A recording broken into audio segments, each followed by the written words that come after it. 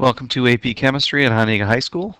This is our fourth and final part of our equilibrium chapter, chapter 15. And today we'll be looking at section 15.7, which deals with LeChatelier's principle, which is a core idea. And one thing to remember about LeChatelier's principle is these concepts, remember on the multiple choice portion of the AP test, the concepts related to LeChatelier's principle are the most likely types of concepts related to equilibrium that'll be in that multiple choice section. So the vast majority of the questions on the multiple choice that are related to equilibrium typically come out of this section of your notes.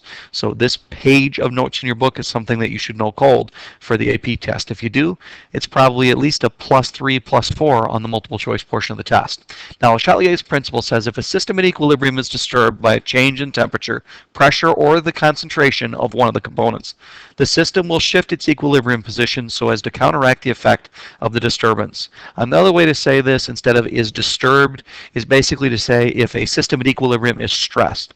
A stress is anything that would change the potential rate of a forward or reverse reaction in the equilibrium system, because if you change a forward or reverse rate, that throws it out of equilibrium and you're no longer at equilibrium. And what LeChatelier was studying was how come a closed system, when stressed, will eventually reestablish equilibrium. And it really deals with how rate affects concentration and how messing up the rates cause the concentrations to a shift, and the shift in concentration will always bring it back to equilibrium. Now, factors that affect equilibrium. Single most important really is the relationship between concentration, because no matter what we do to affect the system, if we mess with rates, we start to mess with concentrations, and they're self-correcting systems because of the resulting change in concentration and how it will affect the rate over time.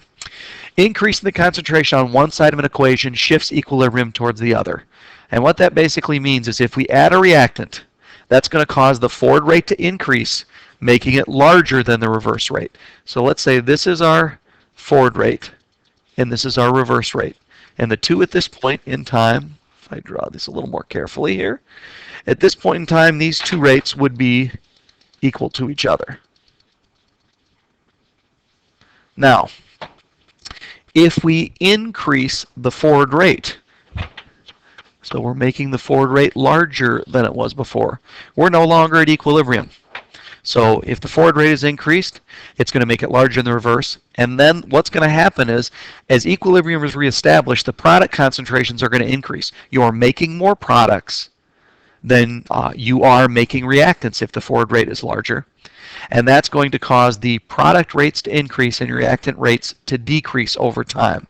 Now, as your reactant rates start to decrease, that's going to start to lower your forward reaction rate, until eventually you come back to equal again. At the same time the forward is lowering, the reverse is increasing. And eventually the two rates will become equal again. So this is termed a shift in equilibrium where the products are favored. So anytime you're causing the forward rate to be larger than the reverse, when you reestablish equilibrium, you're going to have more products than you had before, and therefore less reactants than you had before. And that's a shift to the right, or a products favored shift. Now, if we decrease the concentration of reactant, that's going to cause the forward rate to be less than the reactant rate. And as you reestablish equilibrium, your reactant concentrations are going to go up and your product concentrations are going to go down. And that's going to cause the two equilibriums to come back closer together until eventually they're equal and opposite rates again. So it's going to increase your reactant concentration over time, decreasing your product concentration. And this would be termed a shift to the left, or a reactant favored situation. So if we add a reactant, that's going to increase the forward. If we take a reactant out, that's going to decrease the forward, and therefore you're not going to be equal. Now, one thing to keep in mind is concentration changes do not have any effect on the value of KQ. So whatever the KQ at this temperature is, under one set of concentrations, when you reestablish equilibrium and plug in those concentrations and calculate the KQ, it's going to be the exact same thing. So while you're knocking it out of whack, what happens is the concentration ratios will eventually come back to be the exact same thing as it was before. Now, that's when you add a reactant or decrease a reactant. Product works the same way. If you add a product, that's going to increase the reverse rate causing the shift to be towards the reactants. If you decrease a product, that's going to shift equilibrium to the right as you've lowered the reverse reaction, making the forward reaction greater, and that's going to be a shift to the right. Let's try a couple of these. First, what would happen to this equilibrium system? Notice they're all gases here. If we add carbon monoxide. Now, carbon monoxide is a reactant. It's on the reactant side. If we add CO, what that's going to do is cause the forward rate to be larger than the reverse rate, and that's going to shift equilibrium to the right. If we increase the concentration of CH4, CH4 is on the product side here. So if we increase the concentration of CH4, that's going to cause our reverse reaction rate to be higher. And our reverse rate is going to be the same old thing it was. It's out of whack, and you can clearly see that the reverse rate is going to be higher. That's going to favor the production of the reactants. That's going to be a shift to the left. If we remove H2, now H2 is on the reactant side. If we remove H2, remember what that fundamentally does is cause our forward rate to be less than it was before. So if we lower the forward rate, that's going to send it out of equilibrium, and our reverse direction is going to be favored. So as we reestablish equilibrium, reactants are going up, products are going down. That's a shift to the left. And then finally, lowering the H2O concentration. H2O here is a gas, so changing its concentration will have an effect on equilibrium.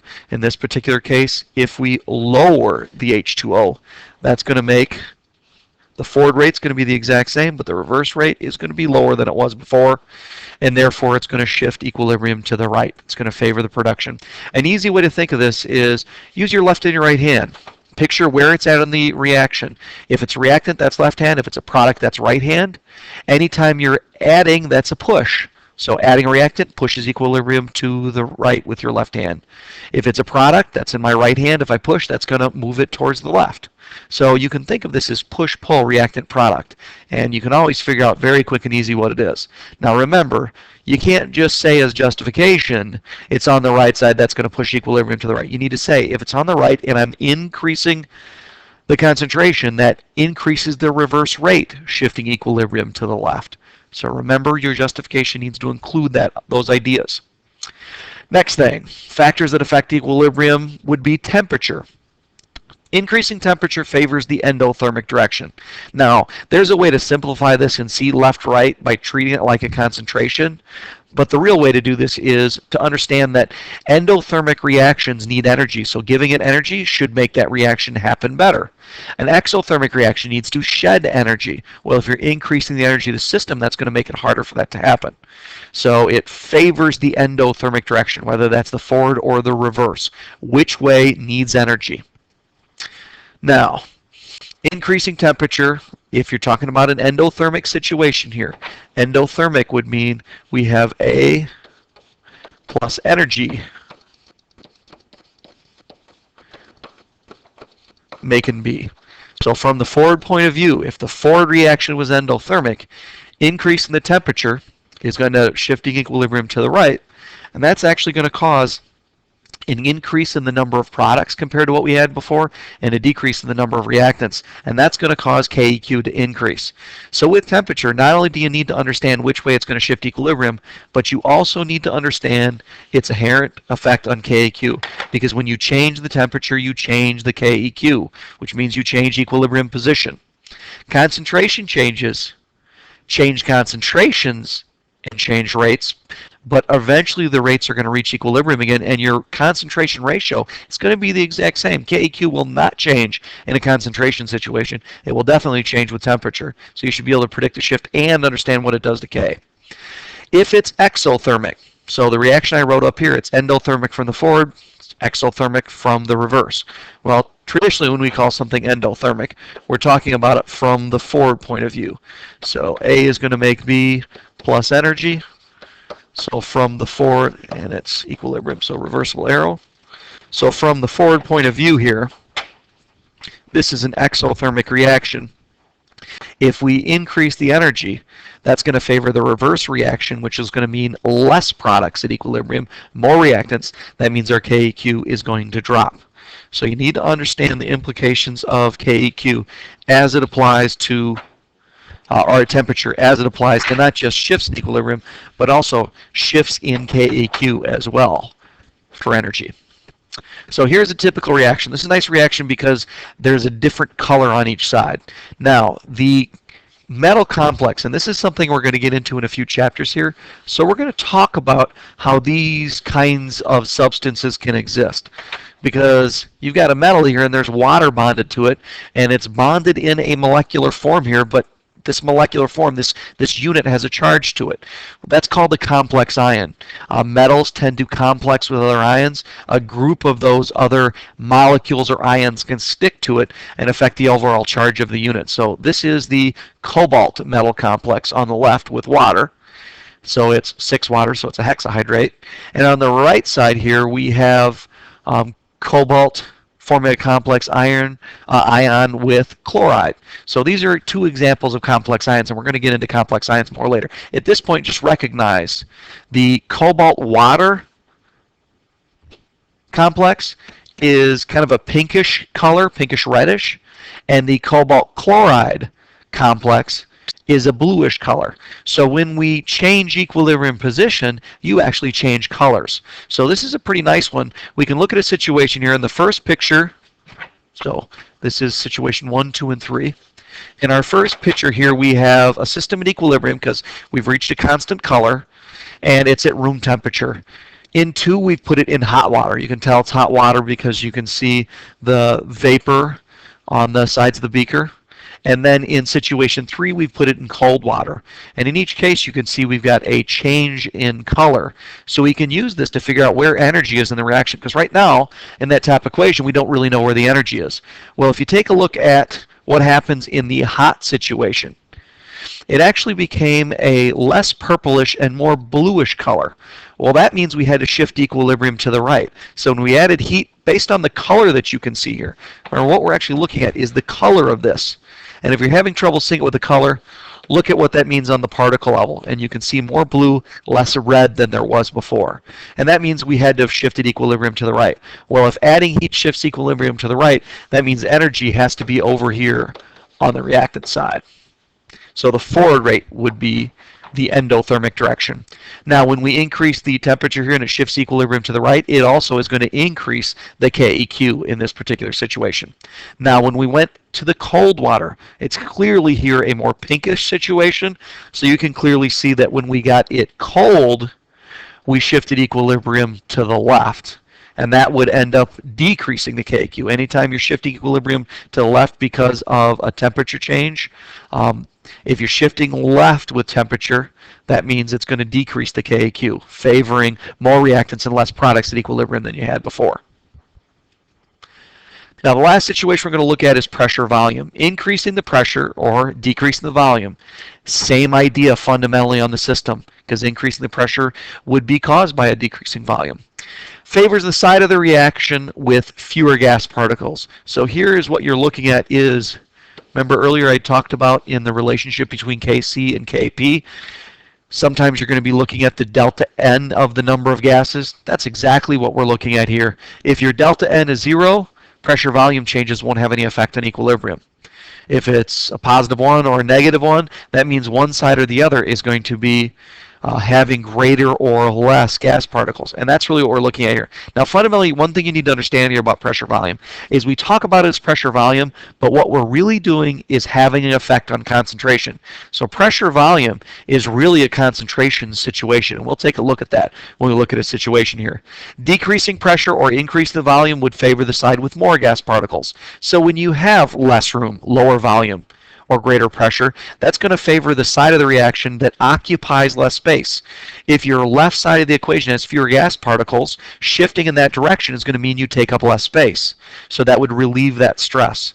So decreasing volume or increasing pressure favors the side with less gas particles. On the flip side, if you have more volume or you're decreasing pressure, that's going to favor the side that takes up more room, which would be the side that has more gas particles. So pressure and volume, you need to understand how increasing and decreasing, which way those things will affect equilibrium shift. And remember, increasing pressure is the same as decreasing volume. That's going to favor the side with fewer particles. Decreasing pressure or increasing volume, that's going to favor the side with more gas particles. Now, just like concentration does not change KQ, neither does pressure or volume. And that's because, remember I said a second ago, what we're really looking at here is changing concentration. When you change your volume, you are changing your concentration. When you're changing your pressure, adding more particles, taking away more particles, that's going to be a more or less mole amount, which is changing concentration. So changes in pressure and volume are just like changes in concentration. They do not affect the value of KQ. Now, this is an example where we're looking at a nice reaction system here. The N2O4 on the left is a clear, well, it's a grayish color. They show it here. And that's not going to have a noticeable color in air. So this is going to be our clear side. And NO2 is a reddish brown substance. The more of that you get, the darker reddish brown you're going to see. So the more clear it looks, the less reddish brown, the more you're favoring the left side of this reaction. The darker it looks, the more you're favoring the right side. And really what you're doing is looking at, compared to what it was before, did we get lighter or darker? That's really the key idea. So over here on the left, we have our neutral situation. So system 1 here is we're at equilibrium, and we've got a relatively even mix, although it doesn't really matter. But we've got our equilibrium mixture of N2O4 and NO2, and we have a constant color. Now, if we push the plunger up, and we now change the volume to this amount. So we've decreased the volume. Remember I said decrease the volume is the same as increasing pressure. What happens here, if you decrease the volume, you've got the same number of our reddish particles in a smaller space, and that's going to initially make this thing look a darker brown. Now, we're not at equilibrium yet. We've messed up equilibrium. But it will become darker brown because we've increased the concentration of this reddish thing, and we can see it. We've also messed the concentration up of the grayish or neutral looking thing, but we can't see that anyway. So you'll notice that initially here it ends up kind of darkish brown. Now as this sits over time, since we have less space, it's going to favor the side of the reaction which takes up less space, which is this particular side. So as time goes by, this equilibrium is going to reestablish. And in order to do that, we have to have more N2O4 than we had before and less NO2. So fundamentally, when you get to your equilibrium situation here at the very, very end, you'll notice that we have shifted equilibrium to the left. This is a little bit lighter than our original situation back here in part 1.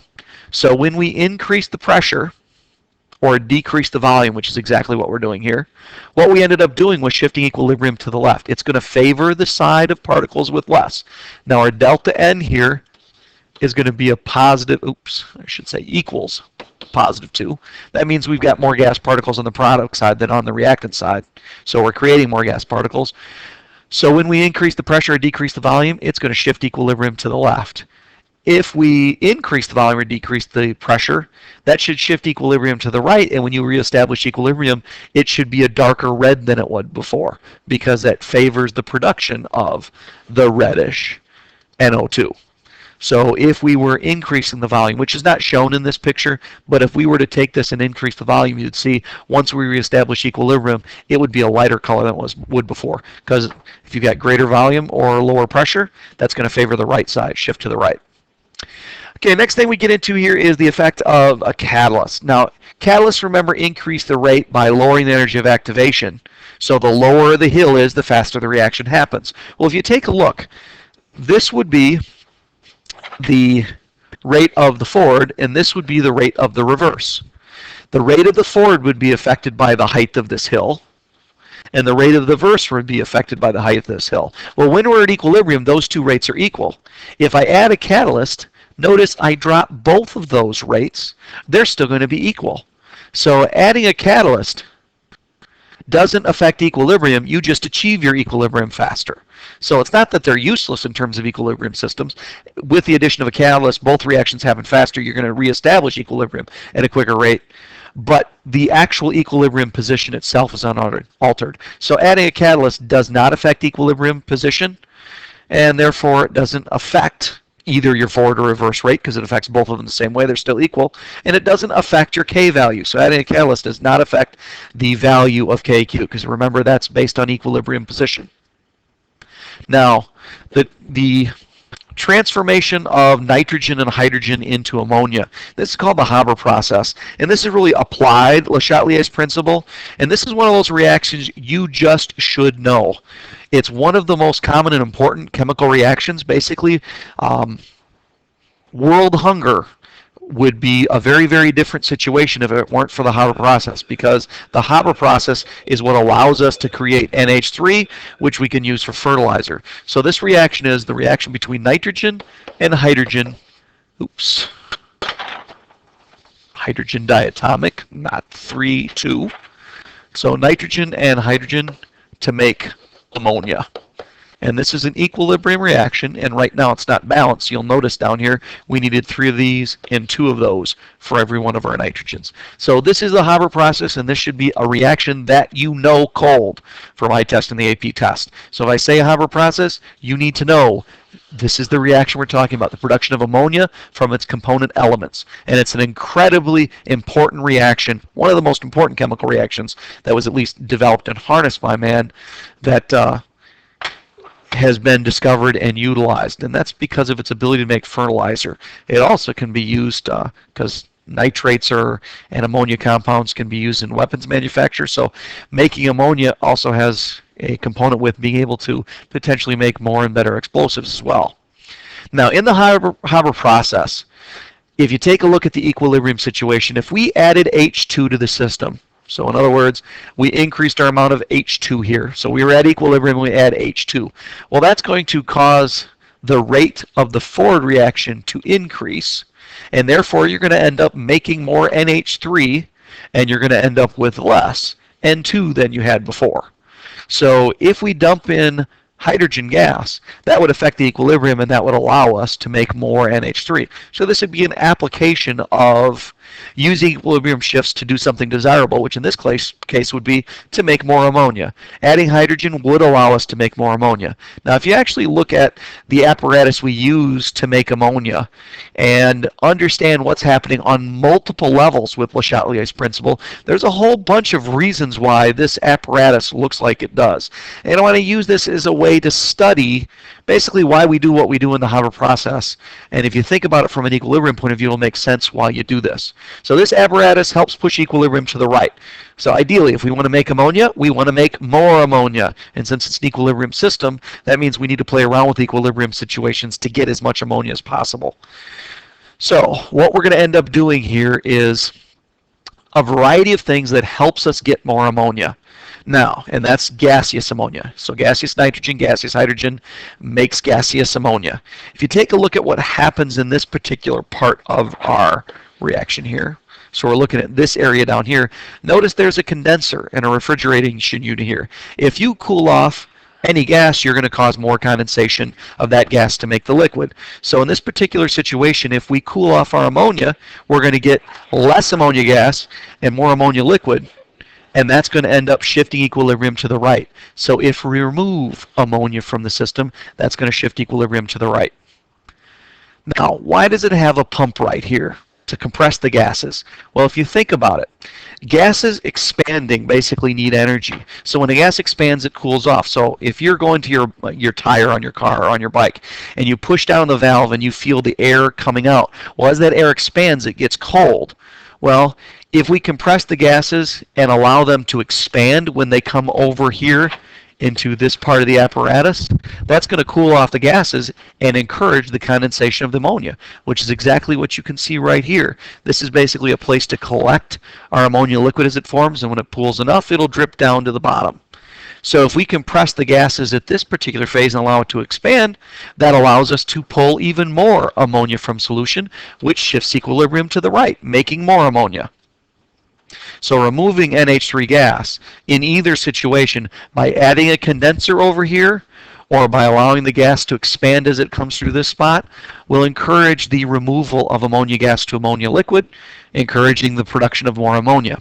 Now, why do we heat the gas here? Because if you look at the Haber process, energy is on the product side. So if you increase the energy, that's going to shift equilibrium to the left.